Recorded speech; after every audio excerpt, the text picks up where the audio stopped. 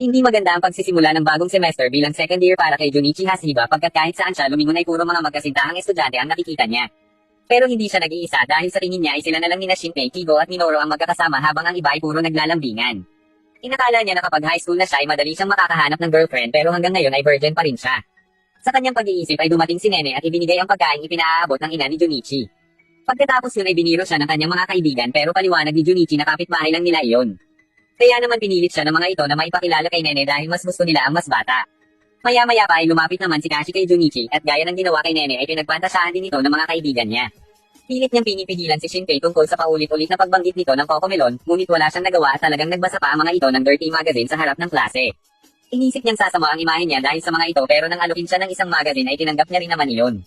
Sa pagkagulat sa pagdating ni Yukone Game ay naihagis niya ang magazine. Si Yukone ang gyaro o gal ng klase kaya naman pinagpapantasyahan siya ng lahat.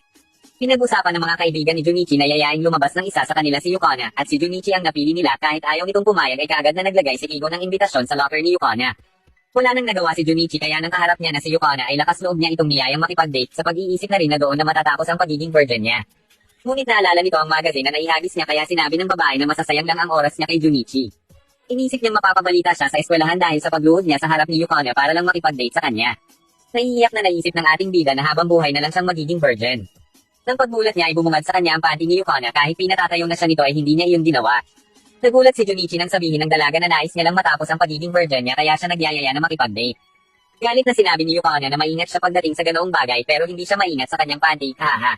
Laking gulat ni Junichi nang umupo si Yukone sa harap niya, napatingin siya sa panty nito kaya nahuli siya ng dalaga sa patibong at sinabing manyak talaga si Junichi. Tinutokso lang pala siya nito sa pagiging virgin. Pero sa huli ay umamin na si Yukone na medyo gusto niya rin naman si Junichi at sinabing pumapayag na siyang makipag-date dito. Kinagabihan, hindi pa rin makapaniwala si Junichi na napapayag niya si Yukone na makipag-date sa kanya kaya patuloy sa pagpapantasya ang binata. Hanggang sa napanaginipan niya na iyon ay ikinahulog niya sa kanyang kama. Nang papasok na siya sa eskwelahan ay nilapitan siya ng mga kaibigan niya at humingi ng paumanhin sa nagawa nila kahapon na pagpilit na makipag-date kay Yukone. Pero huli na ang lahat dahil inisip ni Junichi na baka ipagsabi ni Yukone ang nangyari. Kaya agad na pinalakas ng kanyang mga kaibigan ang loob niya. Nang biglang makatanggap si Junichi ng picture message mula kay Yukone na ikinagulat nila. Pero naalala ni Junichi na nagkuhanan pala sila ng number ng dalaga.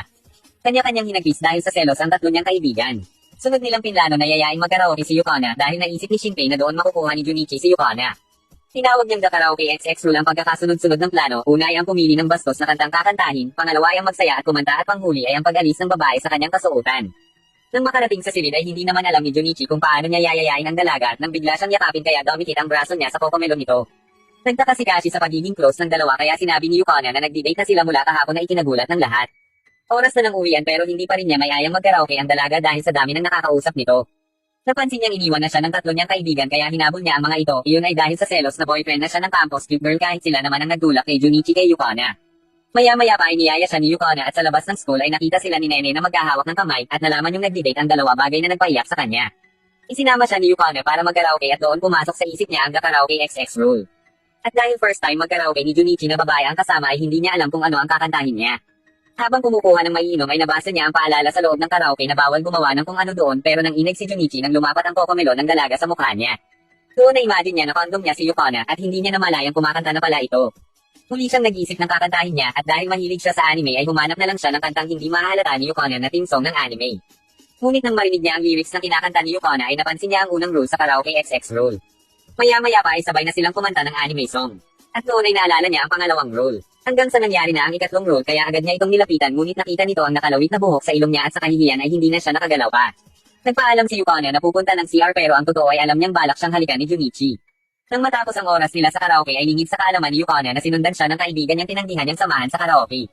Sa eskwelahan, nakatanggap si Junichi ng imbitasyon na nabasa naman ng mga inggitero niyang kaibigan.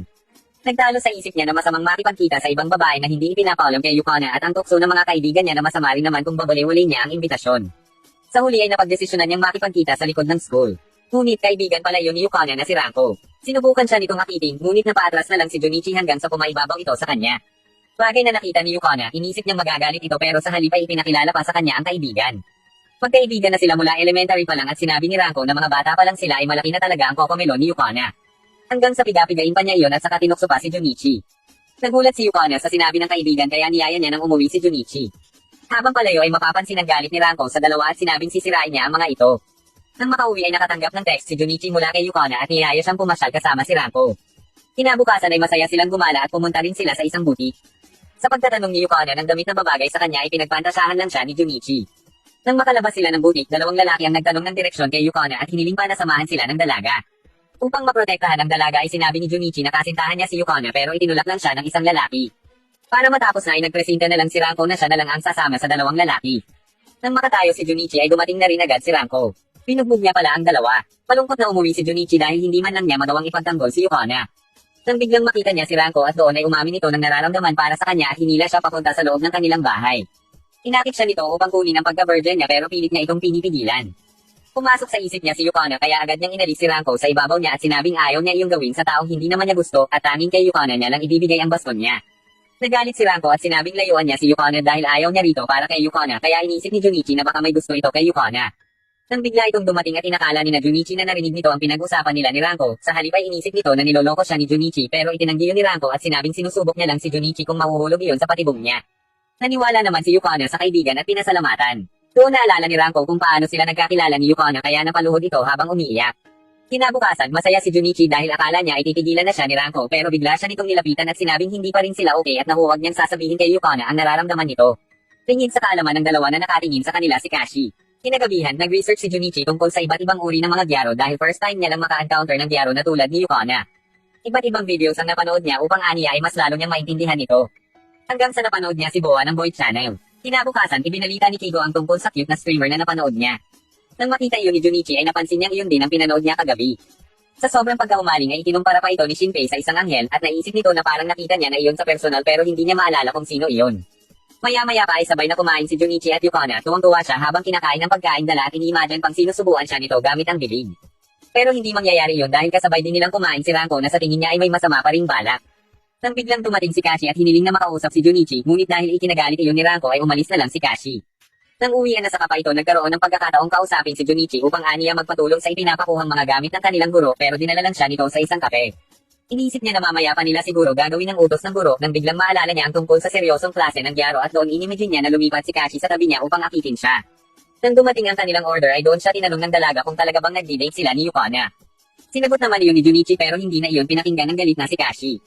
Habang pinapanood ni Shinpei ang streamer na si Boa, sinabi nito ang tungkol sa virgin niyang alaga na may gusto sa iba at ang mga kaibigan nitong sumasalo sa mga tira-tirahan niya. Nagulat si Shinpei at kaagad na pinindot ang print screen. Sa eskwelahan, kaagad na sinalubong ni Kashi si Junichi at ipinarinig kina Yukona na magkasama sila kahapon. Habang nag-uusap ang dalawa ay lihim silang kinukuhanan ng video ni Shinpei pero paalala sa mga manunood na wag niyo itong gagayanin dahil bawal ito. Sa bakanteng lote ay kinausap ni Shinpei sina Kigo at Minoru at ipinakita ang litrato ng streamer. Natuklasan niya na ito pala ay si Kashi. Hindi makapaniwala ang dalawa nung una pero nang titigan nila ang litrato at ipinarinig ang boses ay nakumpirma nilang tama si Shinpei. Narinig ni Ranko ang pinag-uusapan nila at naging interesado ito. Nang oras na ng uwian ay muling niyaya ni Kashi si Junichi sa rooftop at doon umamin na may gusto siya sa binata at sinabing nais niyang makipaghiwalay ito kay Yukona at maging sila na lang dalawa. Pero talagang na kay Yukona ang puso ni Junichi kaya tinanggihan niya ito. Nagalit ng sobra si Kashi dahil hindi masunod ang kanyang gusto na maging sunod sa Noran si Junichi. Kaya naman ginamit nitong pang-blackmail ang video na kinuha na nang sila ay pumunta sa kape. Buburahin lang niya yon kapag pumayag si Junichi na makipag-date sa kanya. Hindi malaman ng binata ang gagawin nang biglang dumating si Ranko at mga kaibigan niya na nakikinig sa usapan nila. Nilapitan ni Ranko si Kashi at ibinulong ang tungkol sa pagiging streamer nito na ikinagulat ng dalaga. Umalis na ito at iniwan pa kay Junichi ang memory card. Sinabi ni Ranko kay Junichi na wag na iyong pansinin at ayaw niyang nakikitang malungkot si Yukona.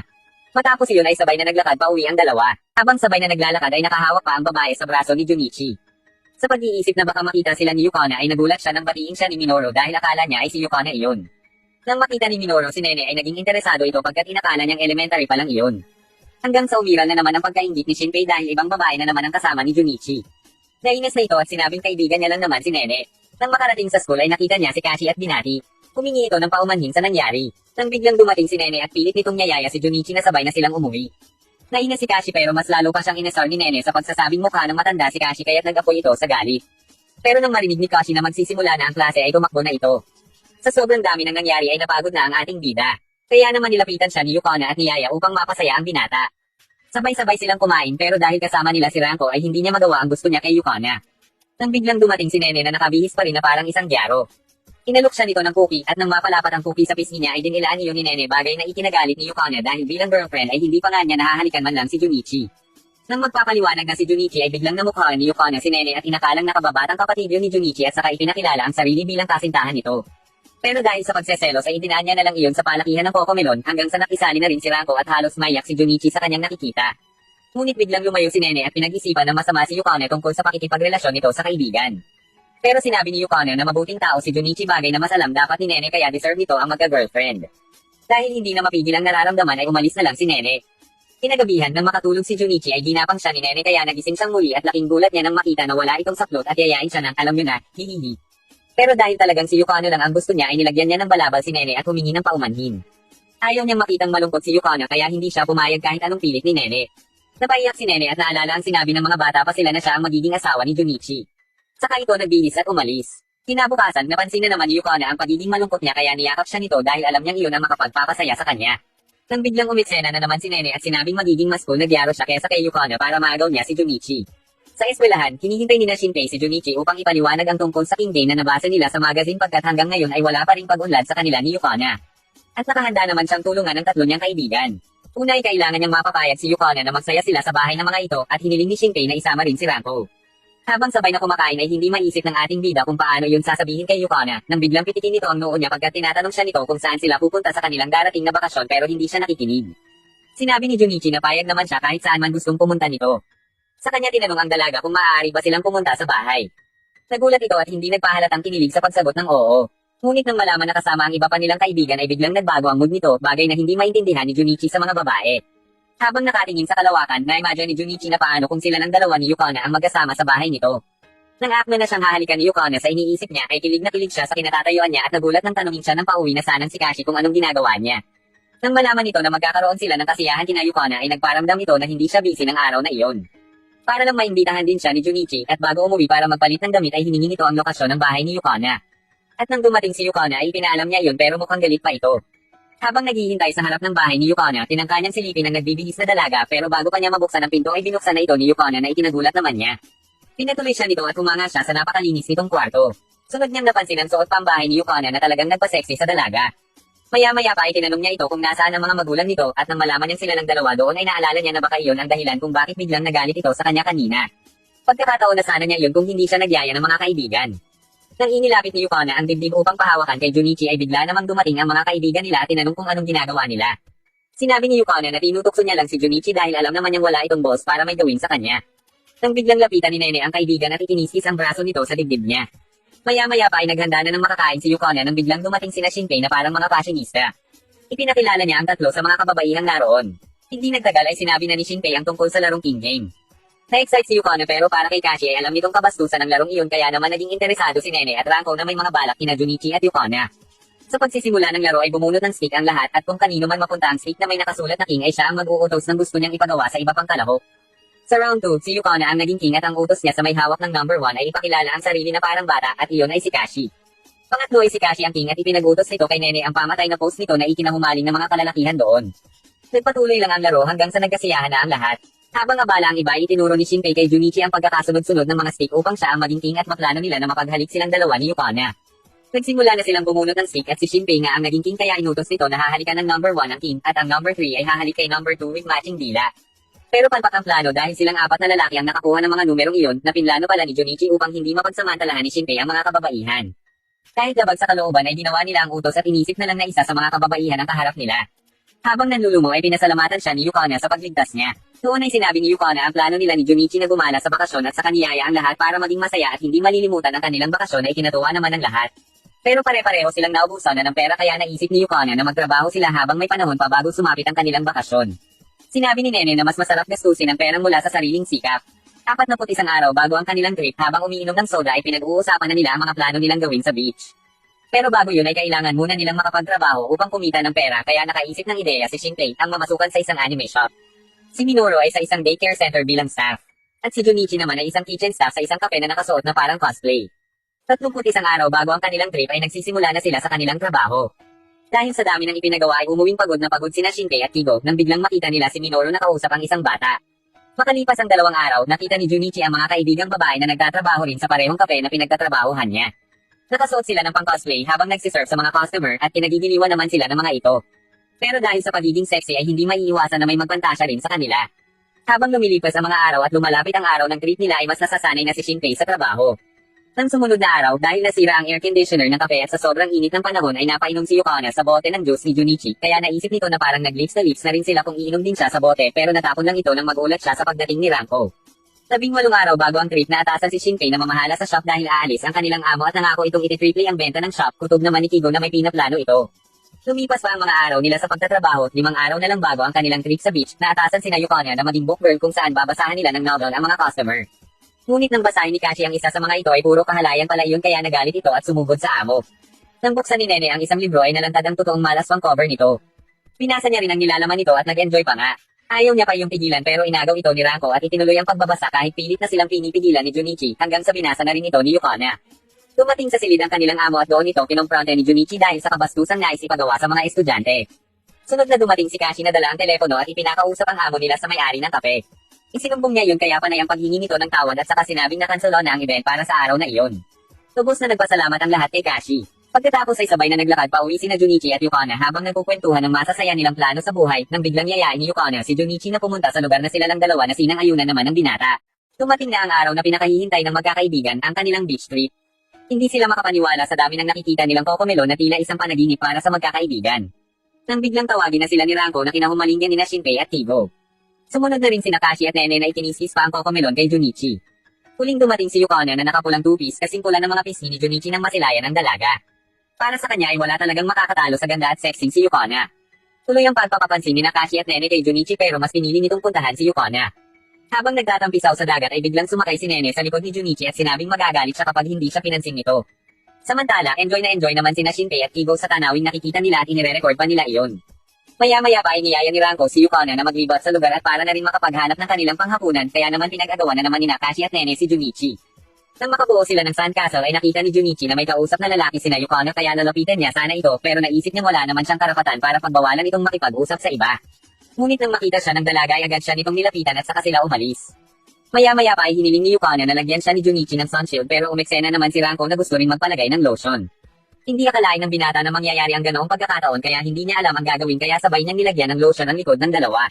Maya-maya pa ay kumain na sila at napansin niyang nakahiwalay ang tatlo niyang kaibigan na sinabi sa kanya ang kanilang plano, ang silipin ng mga babae habang naliligo, bagay na hindi sinang-ayunan ni Junichi pero sa huli ay pumayag rin ito.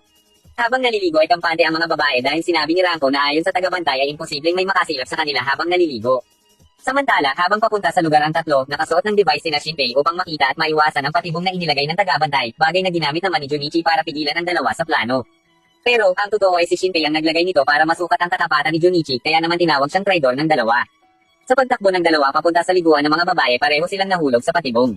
Pero talagang desidido ang dalawa at nagpatuloy pa rin hanggang sa mahulog silang muli sa patibong at dinala na sila ng tagabantay sa kanilang silid, habang si Junichi naman ay nakita ni Yukana sa tabing dagat. Doon ay nagkwentuhan ang dalawa at niyaya ni Junichi ang dalaga na lumabas ng sila lang dalawa sa isang amusement park. Kinabukasan habang naglalakad ay nakasalubong ni Yukana ang dating kamag-aral na si Dai. Nagkamustahan ang dalawa hanggang sa imbitahan ni Dai si Yukana para magkita-kita silang dating magkakaklase kaya naman na out of place na si Junichi dahil inisip niyang binaliwala na siya ni Yukana. Pero nang tanungin ni Dai kung sino siya ipinakilala siya nito bilang kasintahan kaya naman ipinakilala ni Junichi ang sarili kay Dai. Nang balak sanang ikwento ni Dai ang tungkol sa buhay ni Yukana noon ay pinigilan ito ng dalaga at saka umalis pero nang makalayo ay tila may pagnanasa ito kay Yukana. Sa pag-iisip ni Junichi kung anong ugnayan ng dalawa ay naisip niyang baka magkasintahan ang dalawa noon kaya naman napasigaw ito habang sinasaktan ang sarili na pinagtaka naman ni Yukana.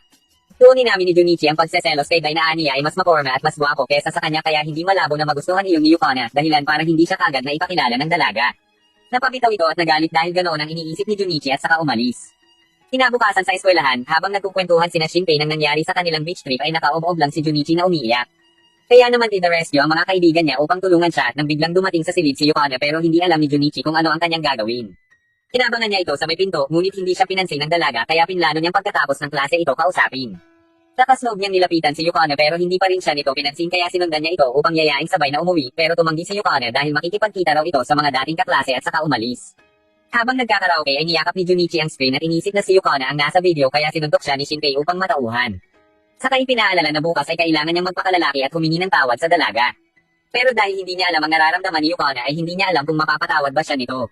Pero dahil sa pagpapalakas ng loob ng mga kaibigan ay muling nabuhayan ang pagkatao ni Junichi. Subalit nakita nila si Yukana nakausap si Dai kaya naman halos madurog si Junichi. Kinabukasan ay malungkot na naglalakad si Junichi nang biglang lapitan siya ni Yukana at sinabing na pag-isip-isip na niya siguro ang kasalanan niya. Napansin niyang masigla na muli si Yukana kaya tinanong niya ito kung saan ito nagpunta kahapon. Sumagot ito na kasama nito ang dating mga kaklase, bagay na ikinagalit ni Junichi pagkat nakita niya si Yukona na masayang nakikipag-usap kay Dai sa isang kape. Paliwanag ng dalaga na may pinag-usapan lang sila. Mas lalo pang nagalit si Junichi dahil aniya ay nagsisinungaling si Yukona at saka sinabing tigilan na siya ng dalaga kung pinaglalaroan lang siya nito. Sa silid-aralan ay mapapansin ang hindi pagkikibuan ng dalawa. Maya-maya pa ay nilapitan ni Kashi si Junichi para kausapin. Sinabi nito na kung may problema si Junichi ay handa siyang makinig dito. Doon sinabi ni Junichi na hindi niya maintindihan kung bakit pa lumalapit si Yukona sa kanya gayong pakiramdam naman niya ay hindi siya talagang gusto ng dalaga. Dagdag pa ni Junichi na nagkukunwari lang si Yukona na may gusto sa kanya para saktan siya. Nagalit si Kashi pagkat nagkamali siya ng pagkakakilala kay Junichi, makasarili ito at hindi iniintindi ang nararamdaman ni Yukona. Malungkot na naglakad si Junichi nang bigla siyang makita ni Nene, pinayuhan siya nitong tigilan na ang pagpapalaki sa simpleng bagay dahil kung hindi ay baka kay Nene siya ikasal dahil hindi na siya cool. Naalala ni Junichi ang sinabi niya noon kay Nene na ito ang pakakasalan niya kapag hindi na siya cool sa hinaharap. Habang nanonood sa streamer na si Boa ay naisip niya ang sinabi ng dalawang kaibigan. Napabangon siya at nag-text sa mga kaibigan para makipag-usap. Kinabukasan habang nasa isang kape ay hindi na napigilan ni Yukona ang mapaiyak sa harap ng mga kaibigan. Sa galit ay umalis si Ranko upang puntahan si Junichi. Nang matagpuan ang binata ay hinailan niya ito sa damit at sinabing mananagot ito sa pagpapaiyak kay Yukona gayong palagi siya nitong inuuna na kahit yayaan nila ang kaibigan ay mas pinipili nitong sumama sa kanya. Inamin nito ang pagkakamali at sinabing haharapin niya si Yukona pagkat ayaw niya itong mapunta sa iba. Kumalma si Ranko at binitawan na si Junichi nang biglang dumating si Dai kasama ang iba pang kaibigan. Narinig nila na pinag-uusapan at pinagpapantasyahan ng grupo si Yukona. Nagdilim ang paningin ni Junichi sa narinig na pambabastos ni Dai kay Yukona kaya naglakad ito palapit sa grupo. Namukhaan siya ni Dai at inasarpa siya nito. Pilit ipinagtatanggol ni Junichi ang kasintahan sa mga bastos na kaharap niya. Pero pati siya ay binastos na rin ni Dai kaya hinailan niya ito sa damit at ipinagpatuloy sa labas ang kanilang pagtatalo hanggang sa nauwi ito sa pisikalan. Hinagat niya ito sa paa at hindi iyon binitawan hanggang sa mangako si Dai na hindi na ito lalapit kay Yukona. Pinagtulungan na rin siya ng mga kasama ni Dai pero talagang hindi niya inalis ang kagat niya hanggang sa kunwari itong nanako para lang masipa siya palayo. Nang akma niya itong susubudin ay sinipa siya nito muli. Maya-maya pa ay dumating si Ranko at hinarap ang isa sa kasama ni Dai kaya natakot ng lumaban ang iba. Gayunpaman nilapitan siya ni Dai at binastos nang bigla naman dumating sina Shinpei at sinabing hindi nila mapapatawad ang tulad ni Dai na nananakit ng babae. Saka kinamusta si Junichi at sinabing puntahan na si Yukona at sila na ang bahala sa grupo ni Dai.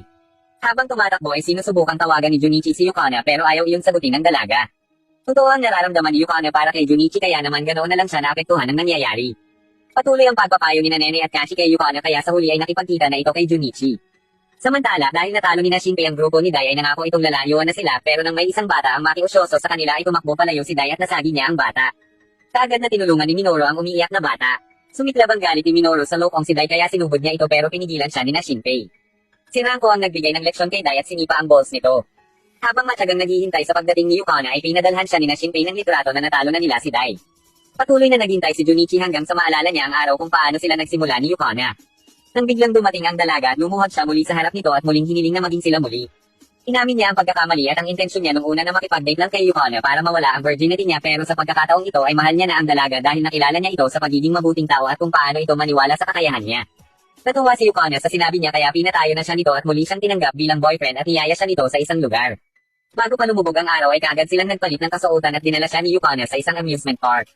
Mapapansin ang saya ng dalawa habang magkasamang sumasakay ng rides. Iyon ang unang beses ni Junichi na makapunta sa amusement park, unang beses din na lumabas sila ng dalawa. Naghanap sila ng photo booth nang biglang mawala si Yukona sa tabi ni Junichi. Hinanap niya ito pero nasilip niya ang isang photo booth na may magkasintahan. Nagulat siya at naisip na paano kung ganoon sila ni Yukona nang biglang lumitaw ang dalaga sa likuran niya. Pumasok sila sa isang photo booth at pinilit ni Yukona si Junichi na magpicture sila ng magkahalikan pero biro lang pala iyon kaya namula sa kahihiyan si Junichi na itinatuwa naman ang dalaga. Nang makalabas sila ibinigay ni Yukona kay Junichi ang litrato nilang dalawa.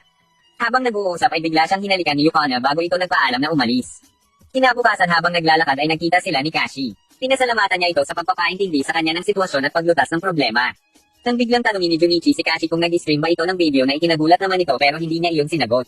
Dumating na sina Nene, Ranko at Yukona at sabay-sabay na silang tumakbo patungo sa eskwelahan.